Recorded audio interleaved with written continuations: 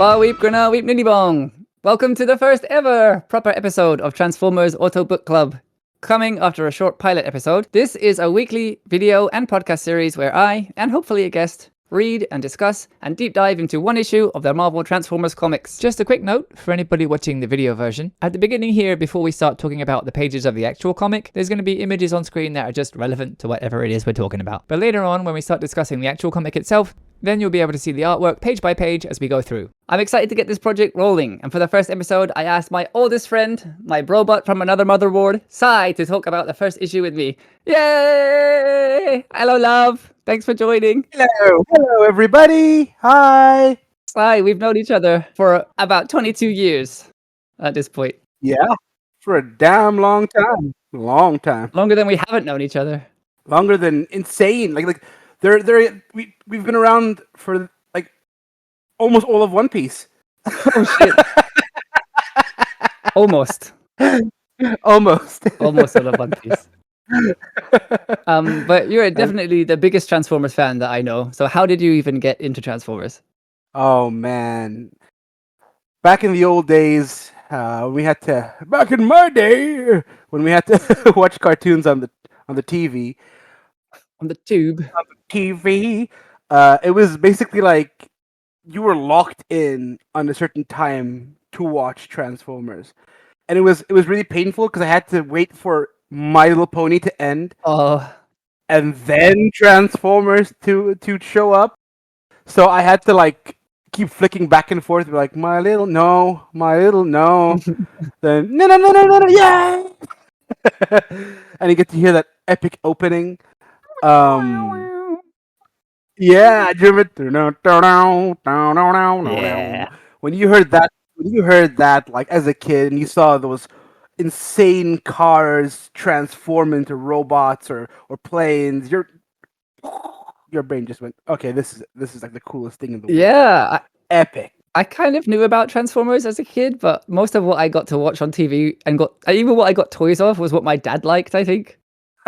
So like he wasn't really a Transformers guy, I guess, but I had like some Star Trek TNG toys and a bunch of Ghostbusters. I didn't watch Star Trek TNG until I was in my 20s. Dad, why do you have only toys of RC, Dad? I want Optimus Prime. You will take this RC and you will enjoy it.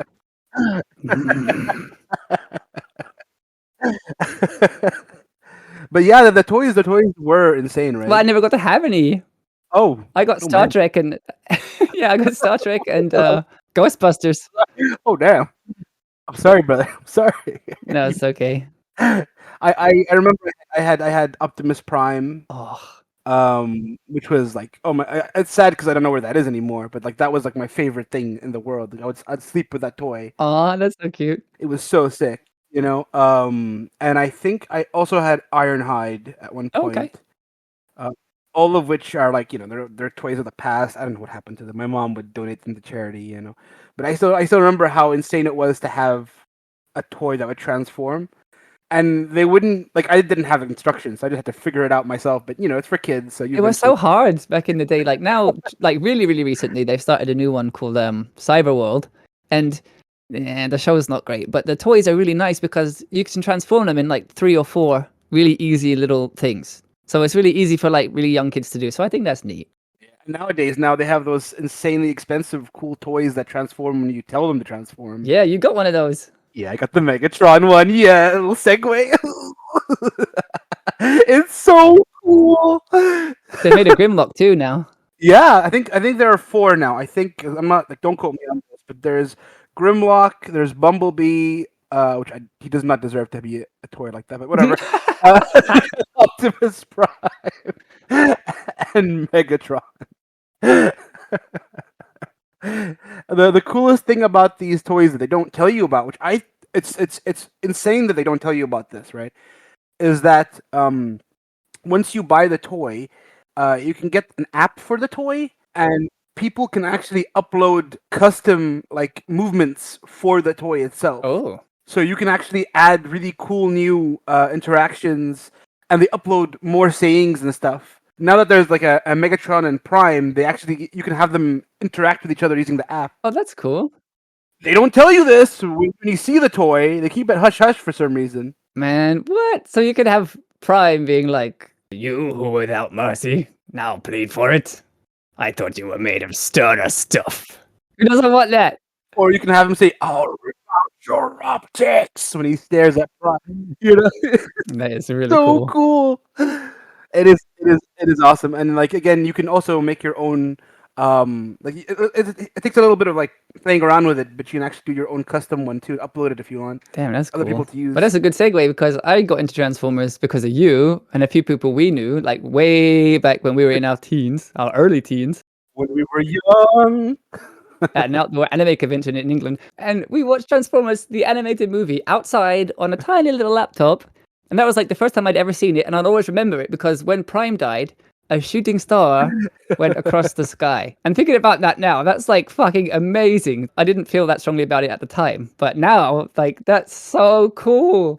That yeah, I do. I remember that actually. Like, I can't believe that like we had such a small little screen, but because we all loved it so very much, we didn't even care how big or how small the screen was. We just wanted to enjoy the movie in itself. Yeah, that was really cool. And then, like, so the friend group that we were in then would regularly drink heavily and watch it and sing and quote along with it. And it became like a really fun social thing for me. That's how I got into Transformers, was like enjoying this movie with everybody, coming from not having seen it to like knowing the lines and the music cues and everything.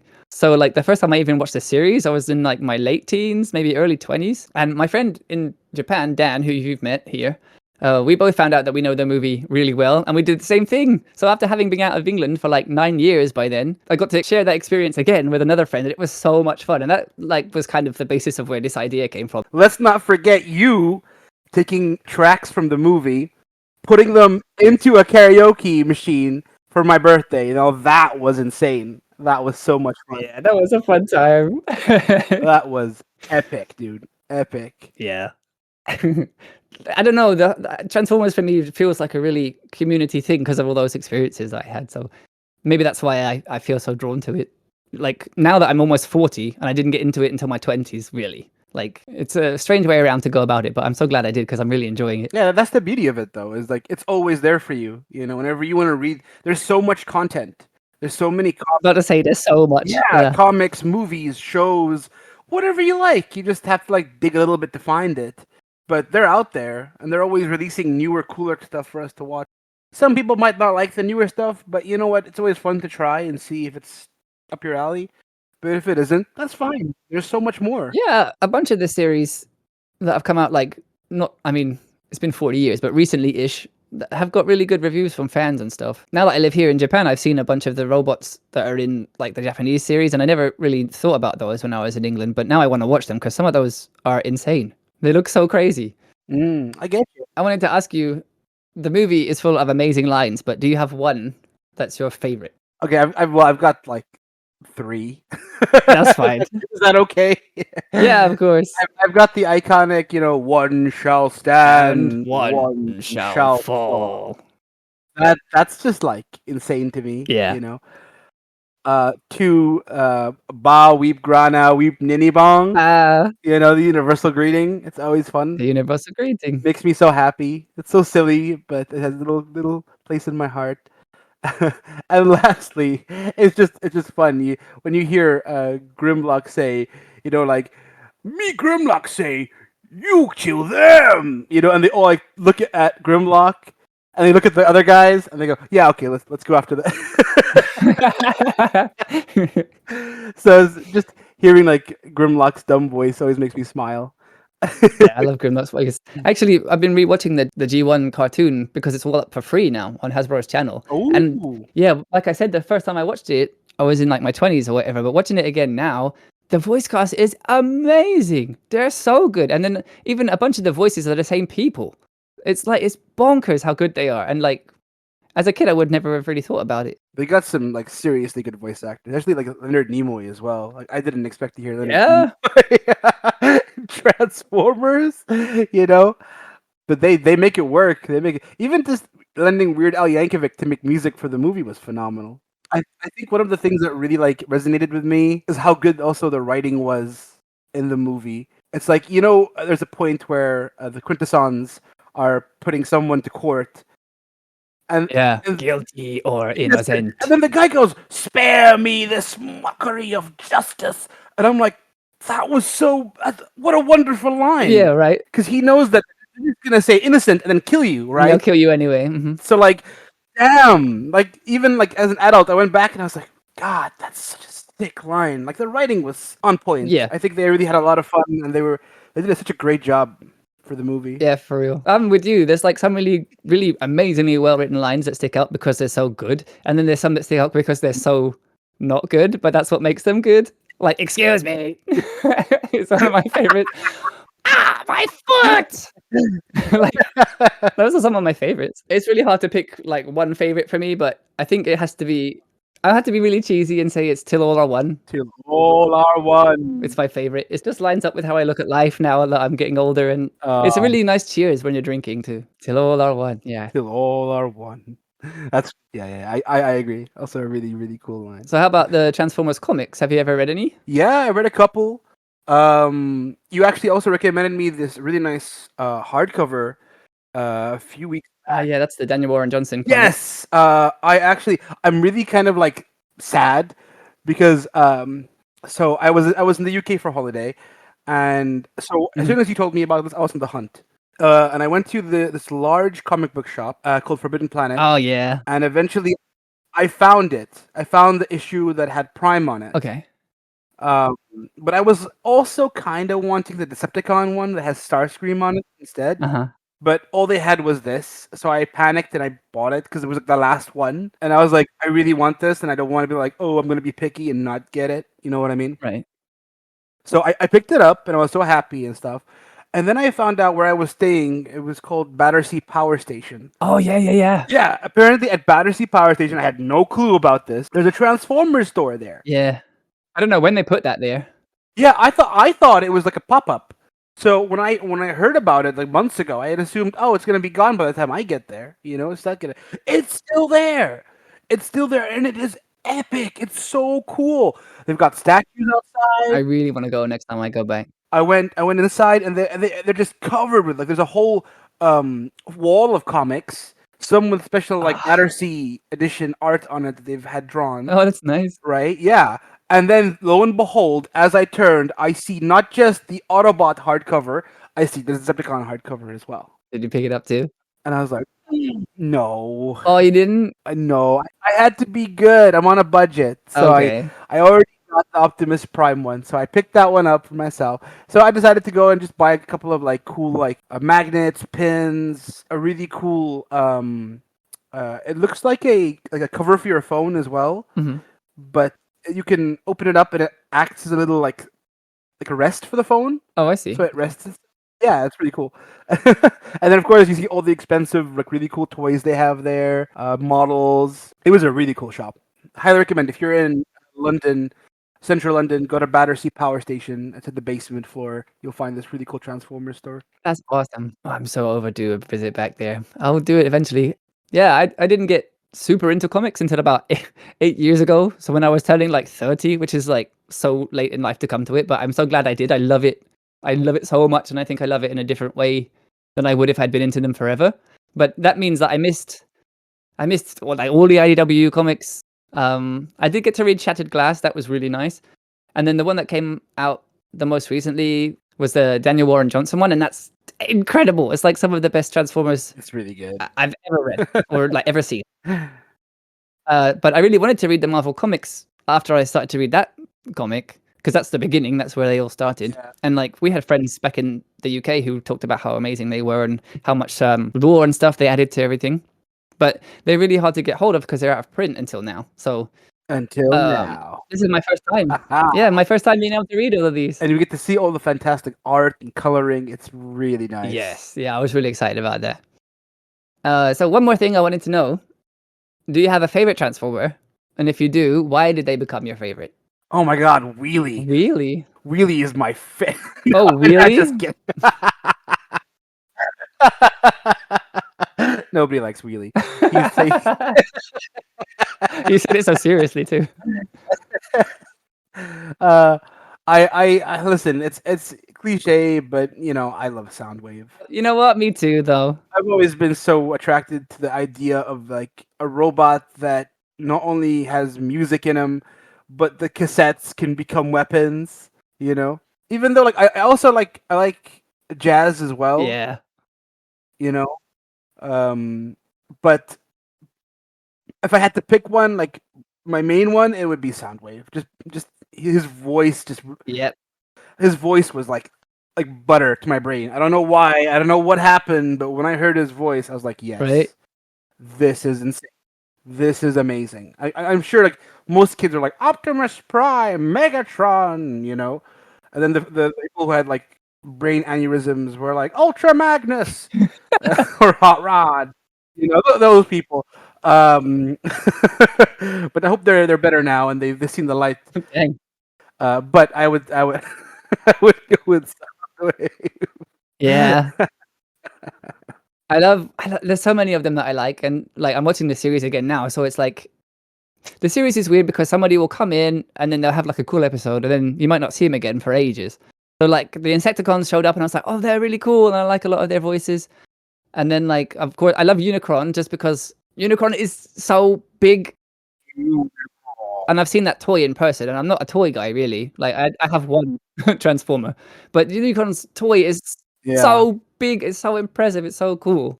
They did a Kickstarter for a Unicron toy a few years back, I think, and it was massive. Like it was huge. The box was like the size of up to my waist, I think. They're huge, yeah. I really like Skyfire or Jetfire too. I think he's really cool. He's like a scientist, and in his first episode that he appears in, he kind of goes to the Autobot side and then the Decepticon side, and he's like, I don't know what to do. I kind of identified with that. But if I had to pick one, I'm going to be like you and pick Soundwave. Because I love music, so cassette player, already cool. The voice, the look, everything. He's just the coolest. Good taste, good taste. Yes, yes. Yes, yes. All right, that's it though for the preamble.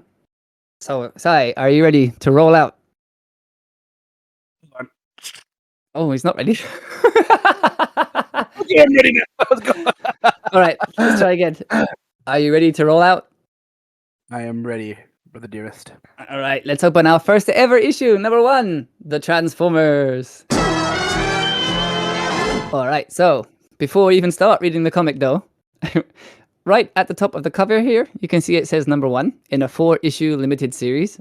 So that was the plan for this comic originally. It actually started coming out before the TV series even began. I guess it was just like an extra bit of advertising for the show and to get kids interested and excited for the first episode. So this first issue came out in May in 1984, so 3 years before I was born.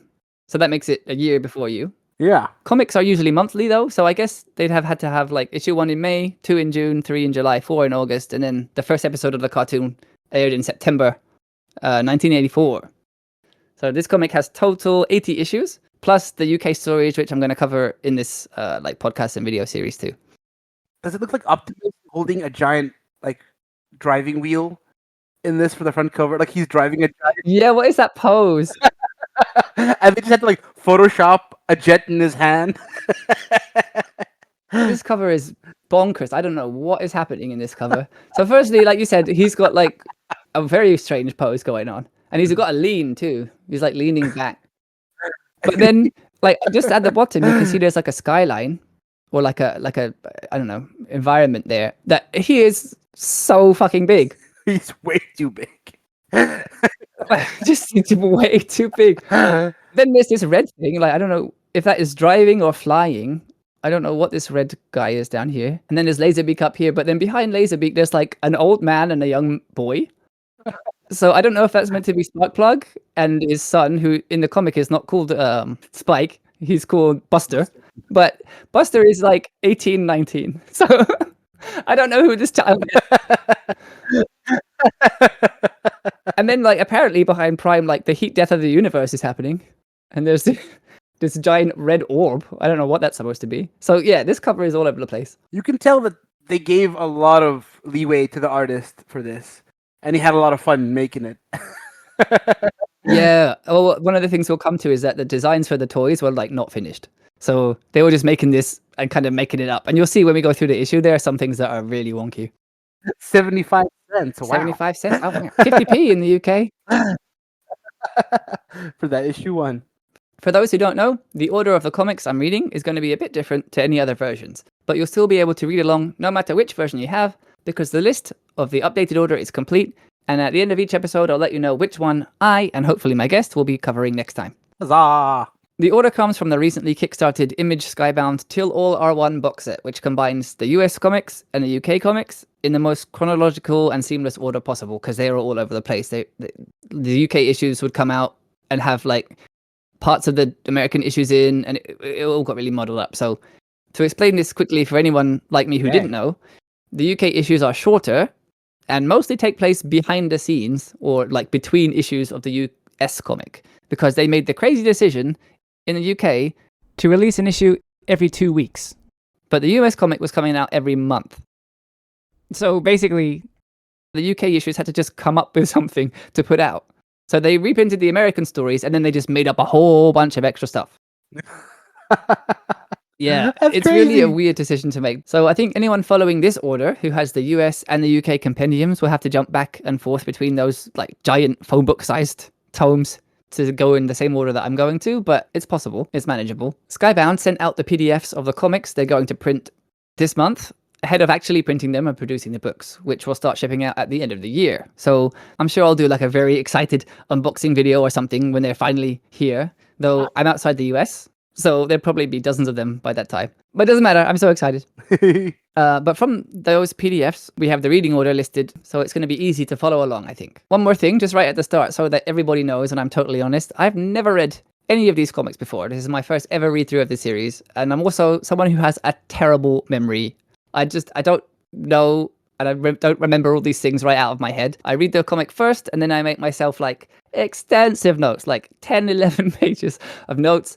And then some of the interesting things that I learned have come from the Transformers wiki, which is at tfwiki.net. And that is so incredibly useful. Very useful. It's a really fun wiki.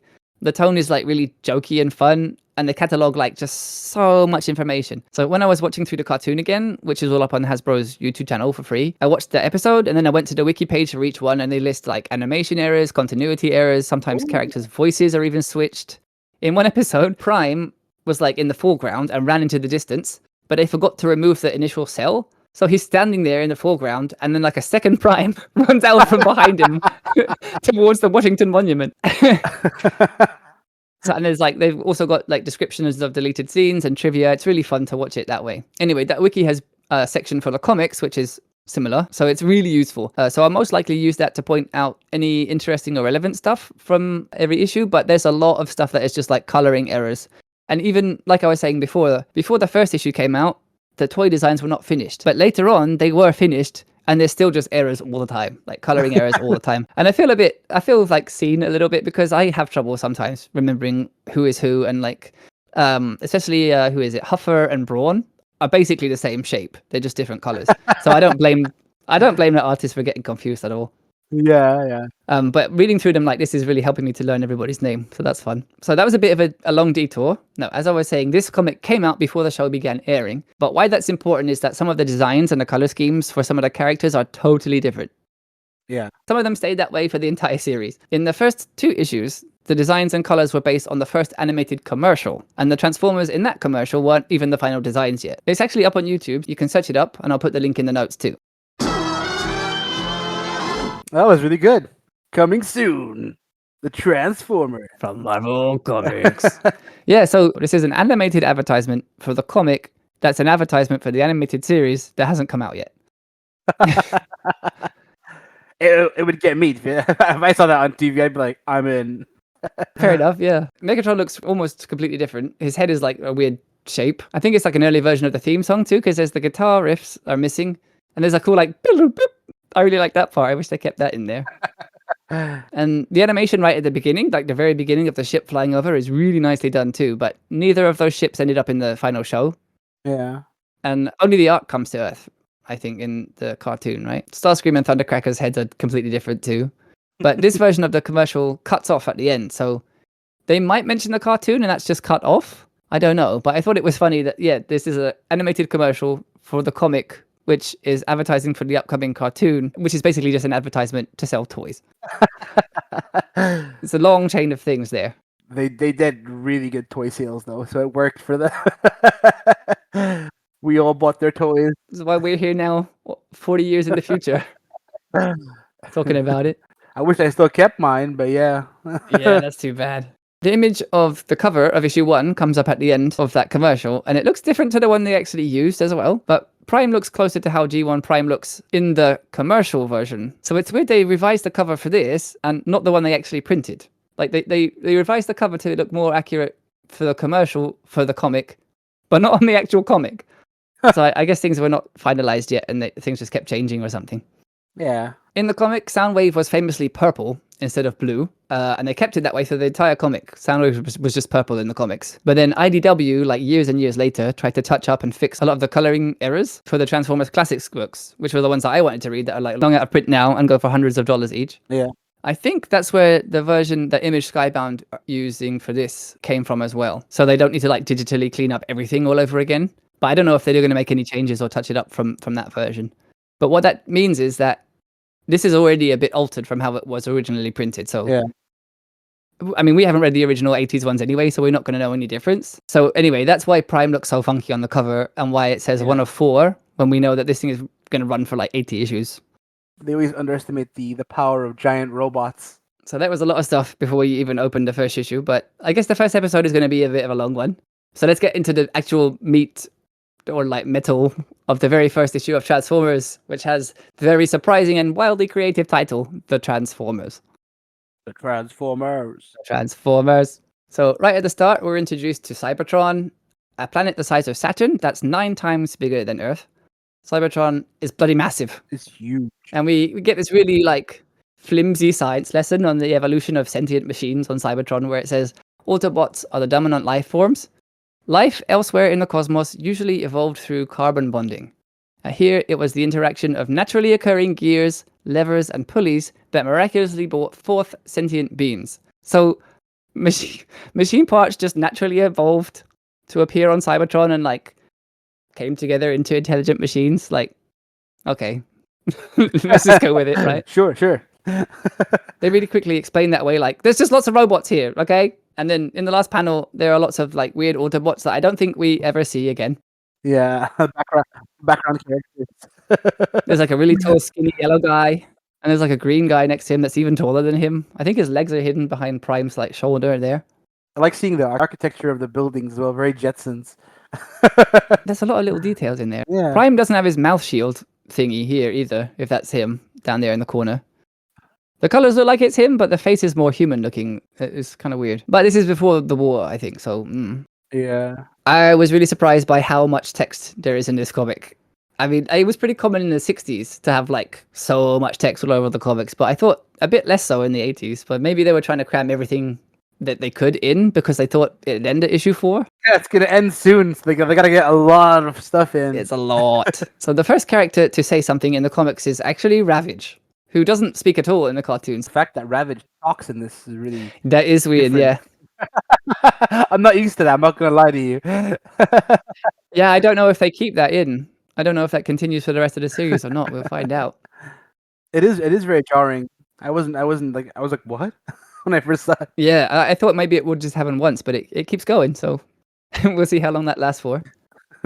Megatron makes his first appearance next with a really different head shape and face than we get later. His eyes are like these giant yellow shades or something. It's kind of cool, actually. Oh, they're really cool. I really like them. Yeah, right? I think they're badass. They could have made those into sunglasses and I would buy them, you know? Right, they're cool. He says that the Decepticons have quietly lived in peace with the Autobots and honed their technology until they're ready to strike. So their technology lets them turn into weapons, and Megatron's arm cannon, which is a pretty big usually, it looks gigantic here. On the very far right, it's massive. Yeah, huge. He's got some like weird red chassis on in this panel too. Like they really change up his design a bunch before they reach the final version.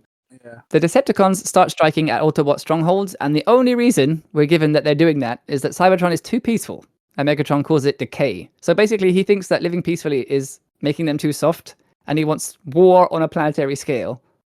That's just batshit. It'd be funnier if he was like, "We have so much rust now," you know.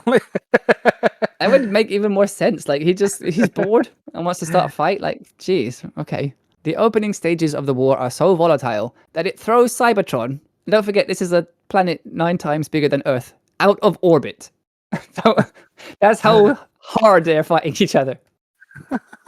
And it sends Cybertron hurtling through space. That's like an incalculable amount of power would have to be thrown around to throw a planet 9 times the size of Earth. But okay. What kind of weapons were they freaking using to do all this? Holy. That giant cannon, I guess. Yeah, plenty of questionable things happening, but let's go with it because shut up! Giant sentient transforming robots! It says here, Autobots died in their billions, but the survivors built themselves cities and could also change forms, but into vehicles, which it says have great offensive potential. And this guy, this big red guy that never comes up again, has like a nickname with fans. He's called Big Red. Big Red. Yeah. Look at the size of his hands, though. He's just crushing this dude. And yeah, he must be massive. He's crushing a whole jet with one hand. What a badass.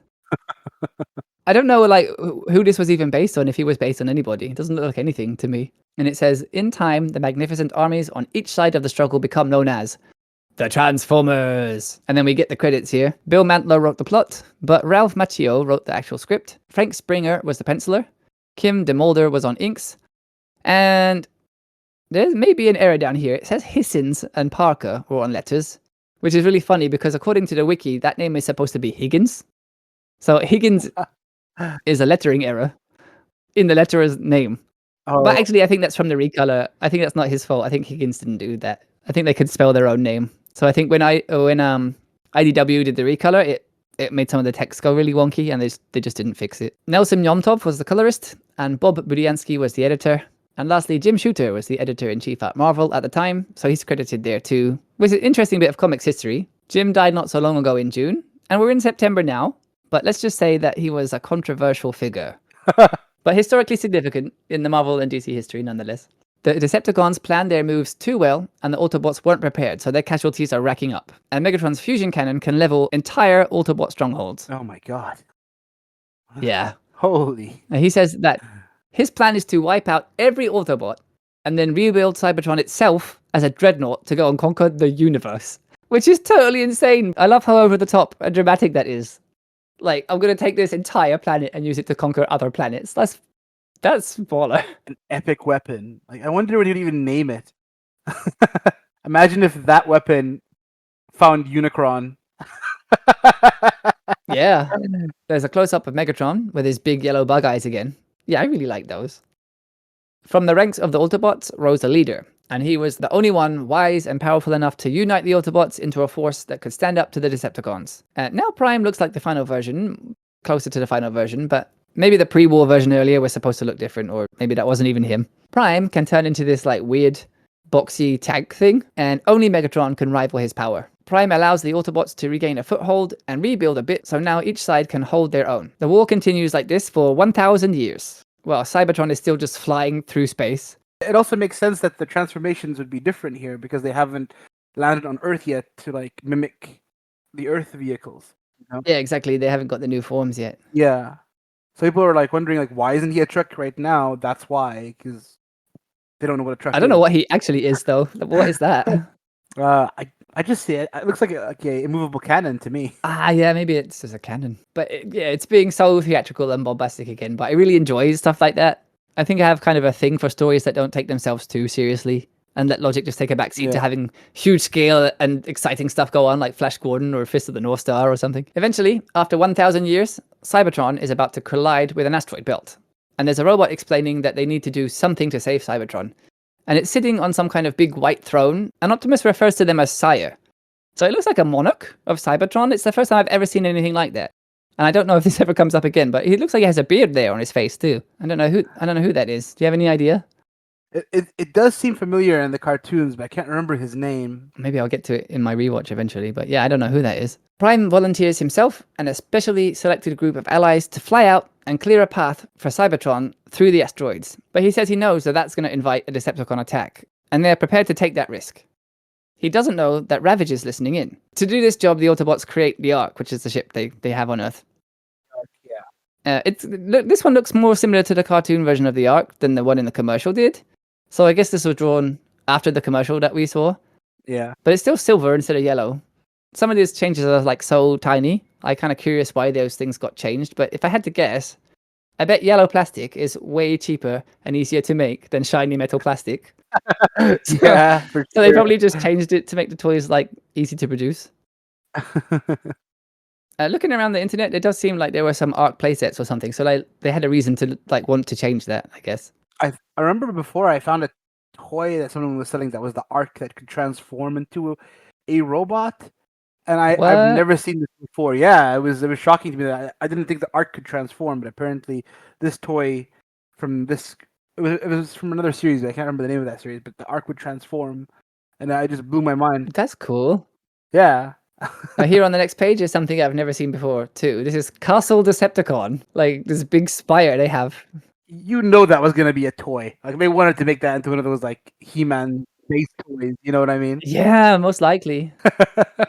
Yeah, I wonder why that got scrapped actually. Castle Decepticon. Yeah, so back at Castle Decepticon. Ravage relays the information to Megatron, who says how handy it is that Ravage can absorb electromagnetic radiation and therefore be undetectable. So Ravage is completely invisible.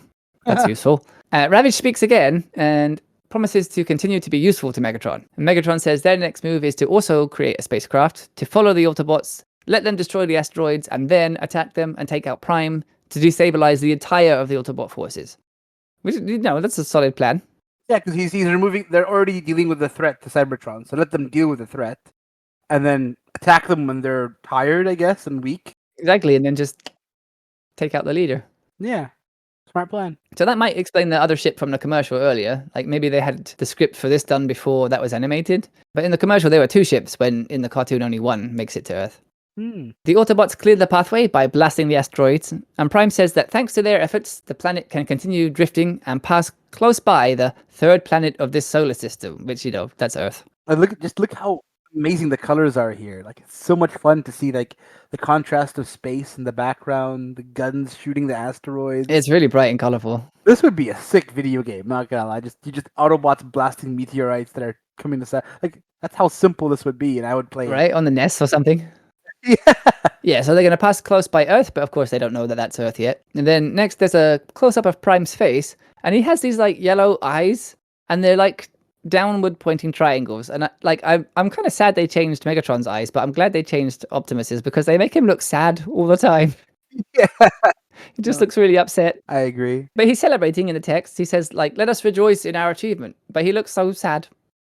And he says they need to return to Cybertron and make peace with the Decepticons and end this long and terrible war. And right after he says that, the waiting Decepticons begin to attack the Ark. They manage to board it, and Prime says that they're too weak after destroying the asteroids, and that their current firepower is no match for the Decepticons.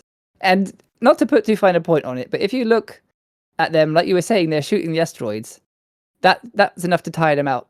They're so exhausted from shooting asteroids, I guess, that they can't fight back. It might be they're low on energon as well because they have to use a lot of their energy to shoot these things down, so they don't have the preserve to keep fighting. I don't know. I'm just trying to figure out what could be an The ship didn't like the ship has a big gun there, so I don't know why they went and stood outside. That's dangerous.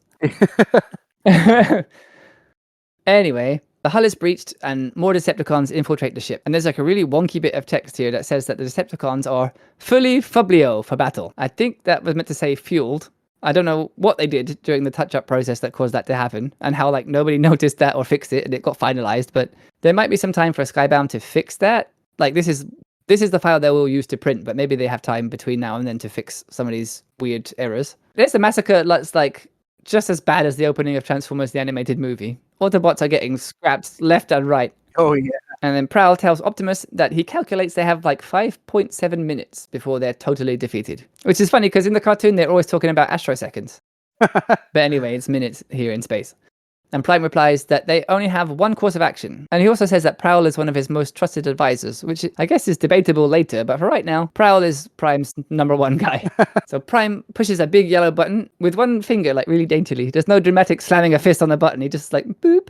Yeah, you think he'd be like pulling a lever like forward at full like throttle to make the jets just shoot out.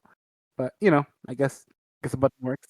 Right, just boop, beep. That's it. And that sends the Ark on a suicidal heading to collide with Earth, killing everyone on board.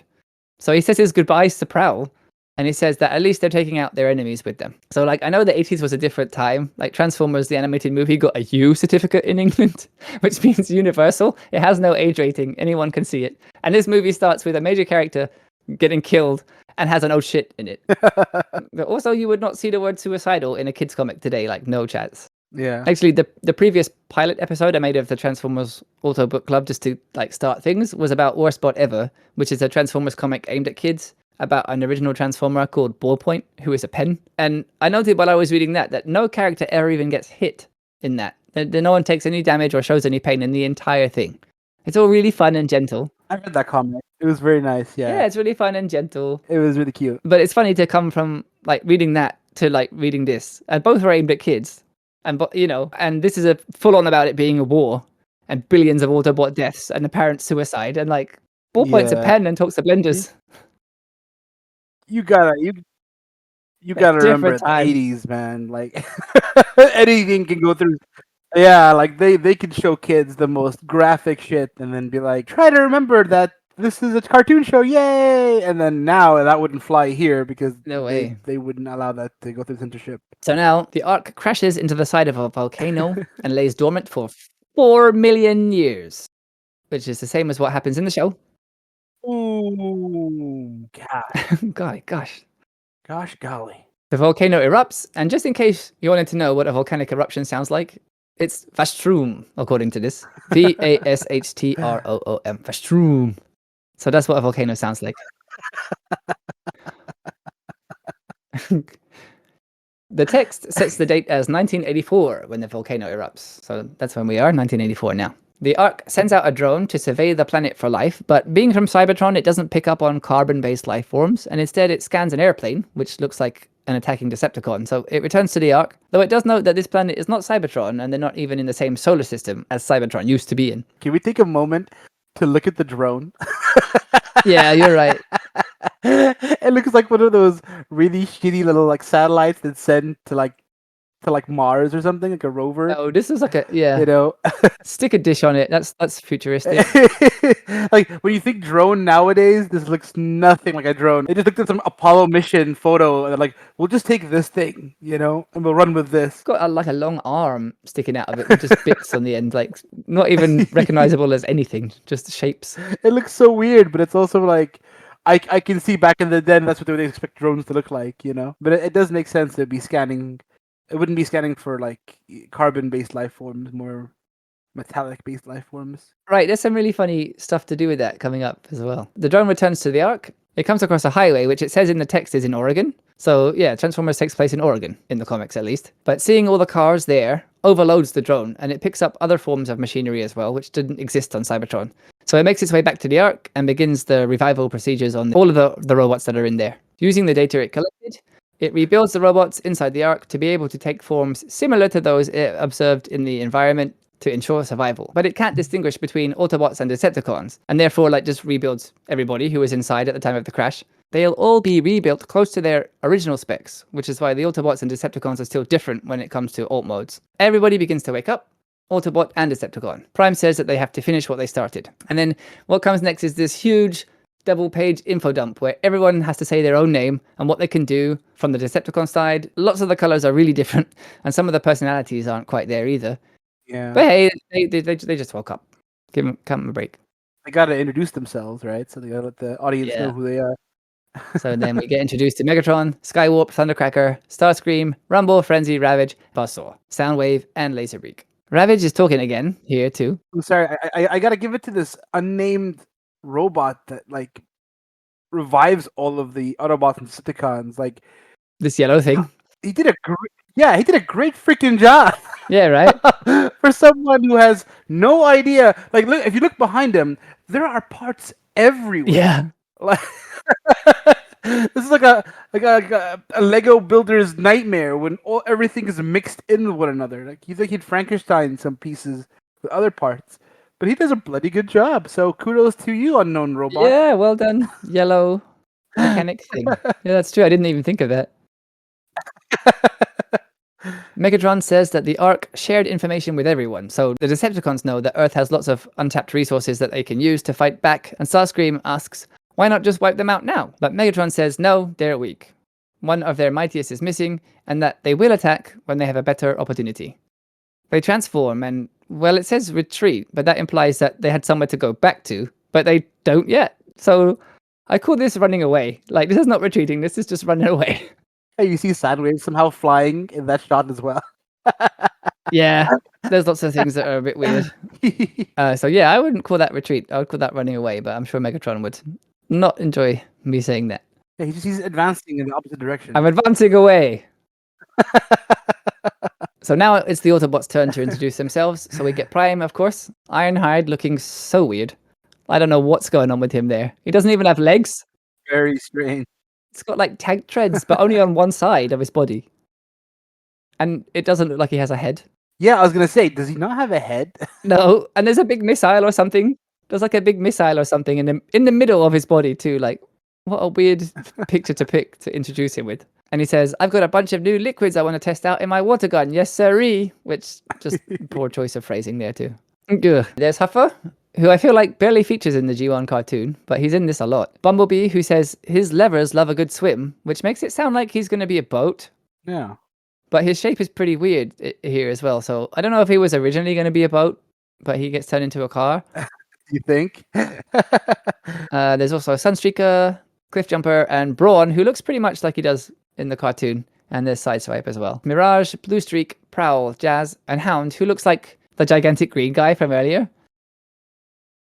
So maybe that was just him before the war. There's Windcharger, who says he'll zoom ahead and scrap a Decept between my magnetic arms. I guess that's meant to be short for Decepticon, and totally not a mistake. Gears and Ratchet, who, like Ironhide, just look nothing like anything. Yeah, he looks pretty weird, doesn't he? Like you can't see a lot of. You can see his face is like there's a screen in front of his face for some reason. Yeah. And He's got two arms, but then like a third one in the middle with a giant spike on it. a weird ambulance leg, or add-on. I don't know what that is. And it looks like a lawnmower at the bottom. I don't know what's going on there. Wheeljack looks pretty much like the finished Wheeljack, though. Yeah, he does. And then lastly, there's Trailbreaker, who looks pretty much close to the final version, too. There's so many more Autobots, though. Like, I don't know what Starscream thought they were going to do. Prime asks Huffer how bad he thinks the damage to the Ark is, and Huffer says that he'll need to run some scans, but it looks pretty bleak. Prime says that now they may have to accept that Cybertron is gone, but if it isn't, he'll get them back there. And he says here something pretty weird. He says, let Auntie collect signals and put them on the monitors. But actually, the wiki helped me out here. That's just Teletran 1. So I guess in the early days, it was going to be called Auntie, which feels so weird and out of place. That's one change I'm really glad they decided to make. Like, that's weird. For a few hours, they all watch and get information about Earth from Teletran 1/Auntie.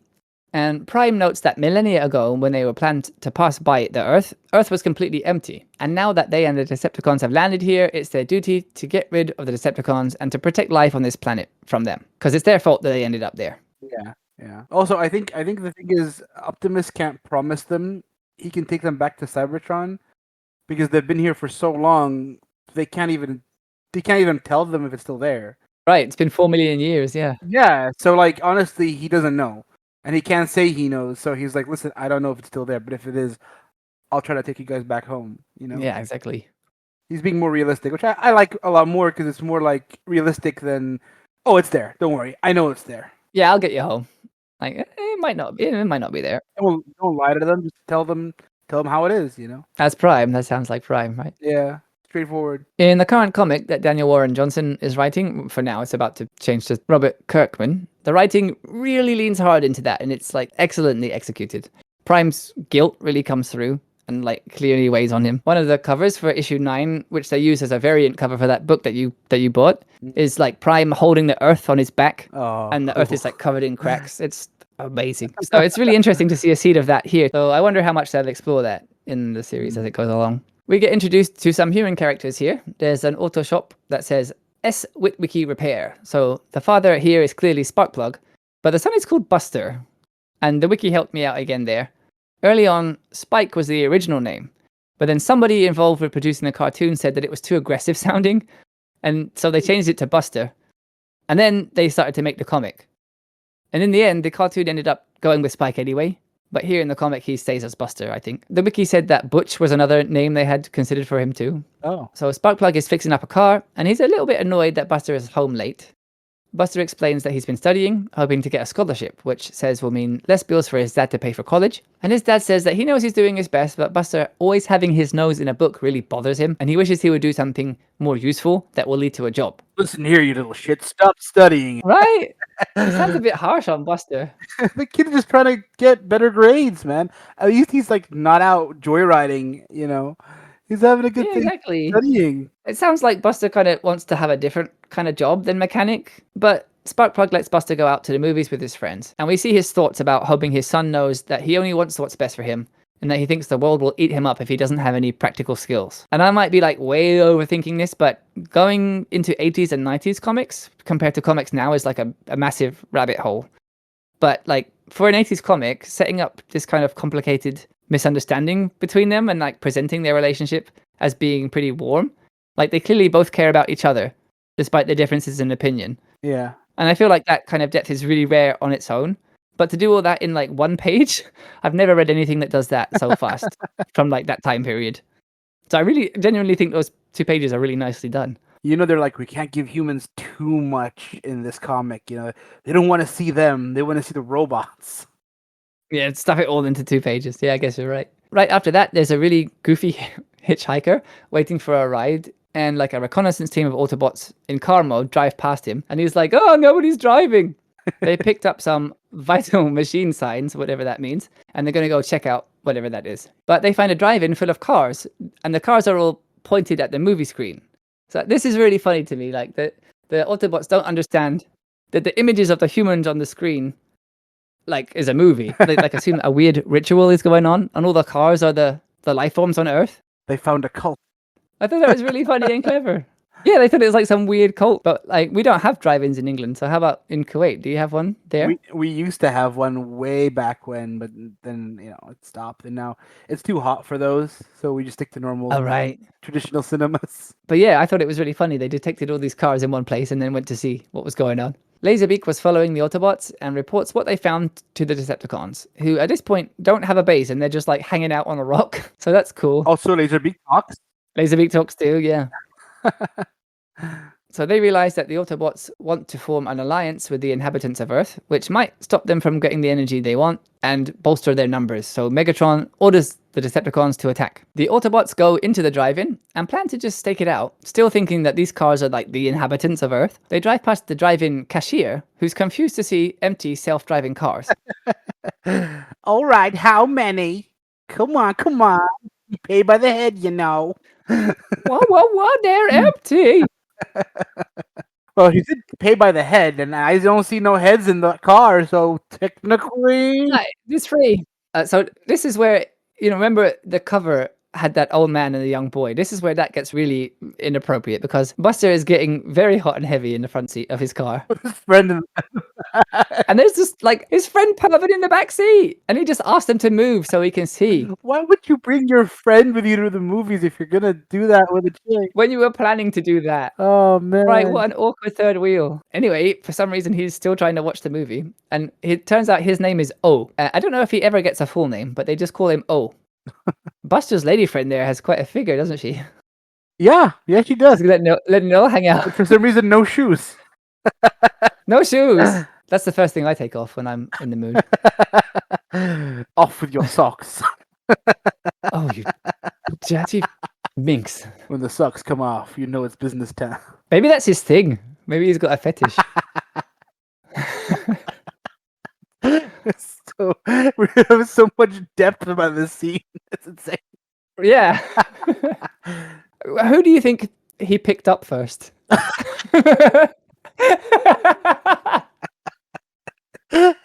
Like, either way, it's awkward. No. Clearly, he picked up his bro in the back, right? And then while they were like driving to the theaters, he might have saw this girl and be like, "Hey, what are you doing?" And she's like, "Oh, I'll go with you." And he's like, "Get in the back." And he's like, "But you said, oh, get in the back, so help me God." Come sit up in the front with me. Take off your shoes. Oh dear. And then, of course, Bumblebee just decides to say hello in his weird little way. Yeah, so they're like canoodling. And then Bumblebee like rear ends Buster's car. And he's really worried that his dad is going to be mad. So he gets out to check the damage and he sees Bumblebee in car mode without a driver. So a couple of pages ago, B said he loves to swim. But one, does Cybertron even have water? And two, by this point in the comic, it's clear he's going to be a car. So maybe there was some earlier draft that should have been re-edited or something. But what was he going on about? Love a swim. It's a weird thing to say for a car. The Decepticons attack. Bumblebee reacts with, "Oh!" I don't know. I don't know how to read that.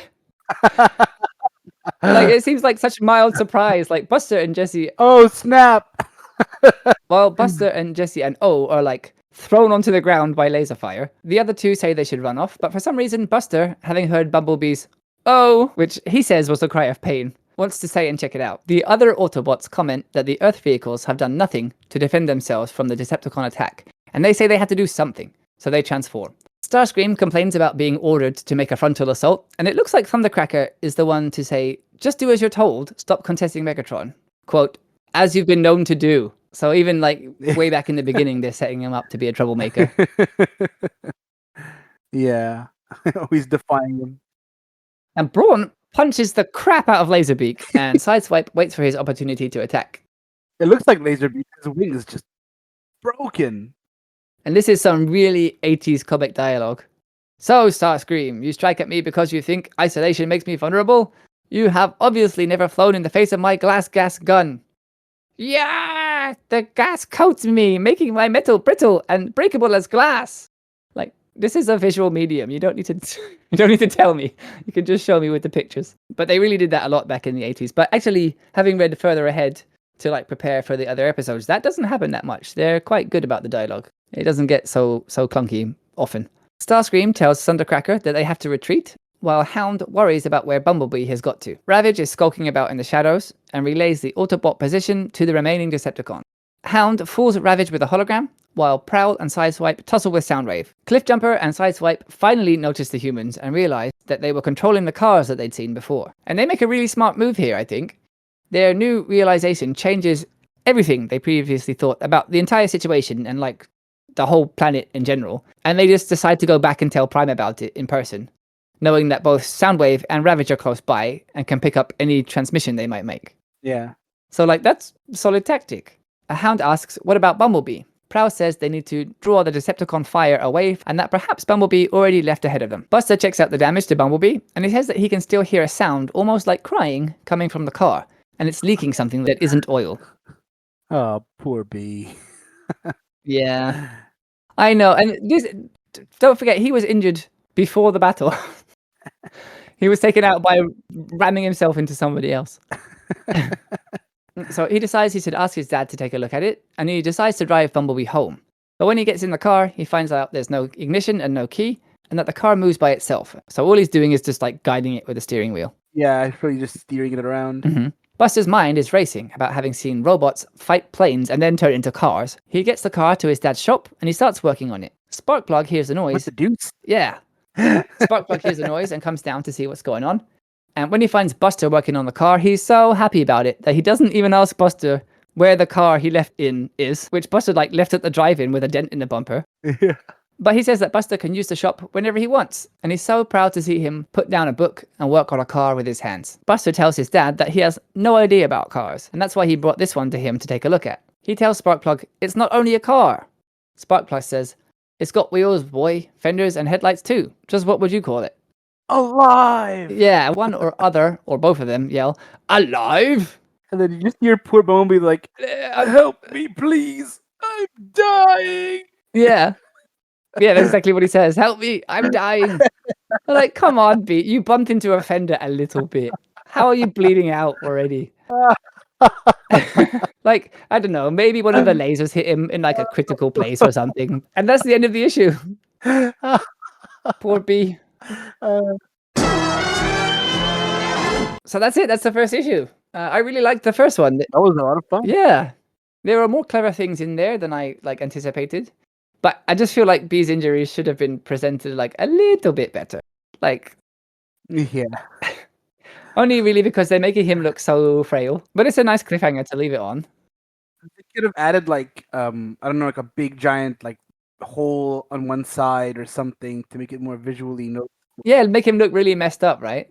or like a tire flattened or something, you know. How he was in the drive-in. How fast could he have even been driving to bump into Buster's car? Like that's not a high-speed area. Yeah. He must have just like tapped it in mid like. Yeah, but I thought confusing the drive-in for a religious ritual was really funny. Yeah, a religious cult. That's a really funny idea, and I was really impressed by the setup for like Buster and Sparkplug's whole relationship. And I like the really overdramatic moments about Cybertron being thrown off its orbit and Megatron wanting to turn the entire planet into a warship to conquer the rest of the universe. That's really cool. I want to see that comic. Yeah, what if? Yeah, that would be sick.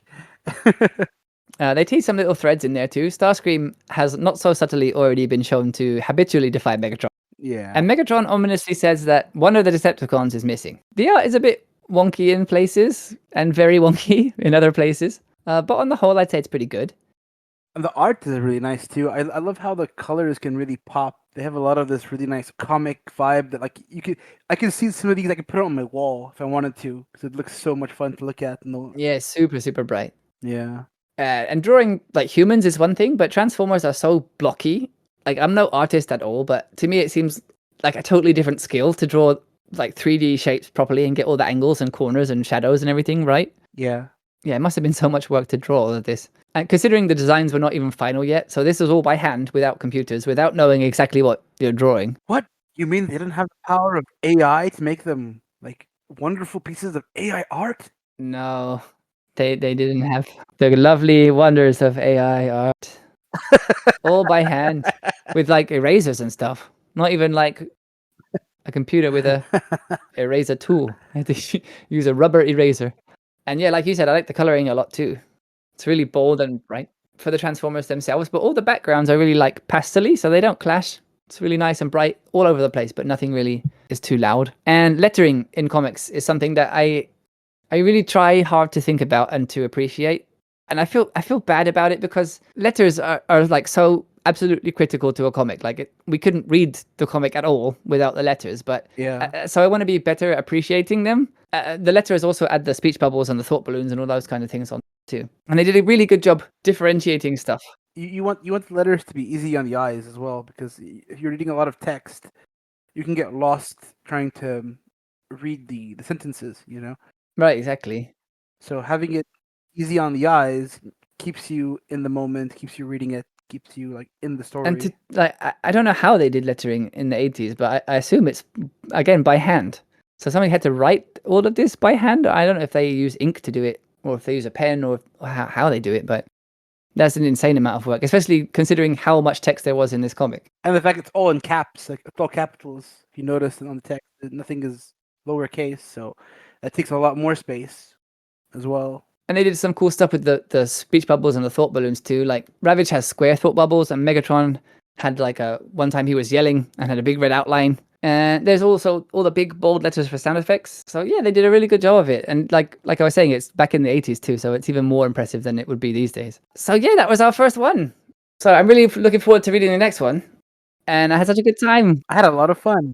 Yeah, me too. Thank you so much for joining me. Thank you for inviting me. No, anytime. If you have some time in the future, maybe I'll ask you to come back. I'd like that very much.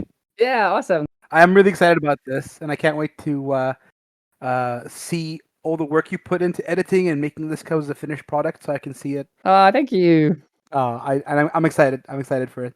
So yeah, that's our first episode. Thanks again to Sai, my wonderful guest, and thank you to you for listening. If you made it this far, it's been a long one. I'm so excited to get started working on everything and to record the next episode. There's a lot going on and it's really exciting. I've also put out some feelers on social media and on YouTube for collaborators, for people to come and talk with me about an issue, and I've had a couple of responses, which is super exciting considering that we're only just beginning. If taking part is something that you would like to do, please let me know.